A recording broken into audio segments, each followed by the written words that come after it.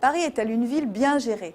À 4 mois des municipales, le sujet est devenu extrêmement important pour les deux candidates, les deux postulantes à l'hôtel de ville. D'un côté, Nathalie Kosciusko-Morizet pour l'UMP, de l'autre, Anne Hidalgo pour le Parti socialiste.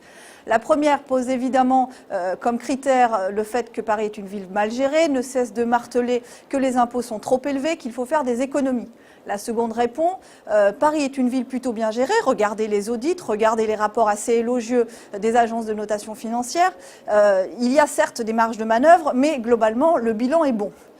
Nous avons choisi, nous, de nous intéresser au sujet parce que Paris est à la croisée des chemins. C'est une ville riche, très riche, comme le sont peu de communes en France, un budget de 8 milliards d'euros, 50 000 agents de la ville de Paris, des marges de manœuvre extraordinaires, 10 milliards d'euros de droits de mutation depuis 2001. Néanmoins, cette situation risque de ne pas durer très longtemps.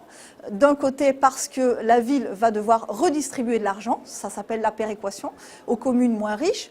De l'autre, parce que comme toutes les communes françaises, elle va perdre des dotations de l'État.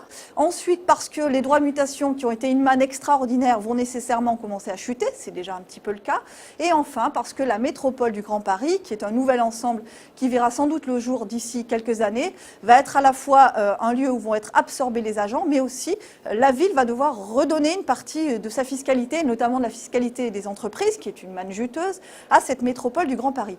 Pour toutes ces raisons, Paris va donc devenir une ville moins riche. Les candidates municipales vont donc devoir faire des propositions, mais il ne faut pas imaginer que, même si ces propositions seront importantes pour le débat municipal, ce seront le seul objet du débat politique, parce que ce sont après tout des municipales, et que dans les municipales, ce que les gens veulent entendre, c'est aussi des propositions, c'est aussi du débat d'idées, c'est aussi imaginer ce que sera Paris demain, et pas seulement ce que sera leur porte-monnaie demain.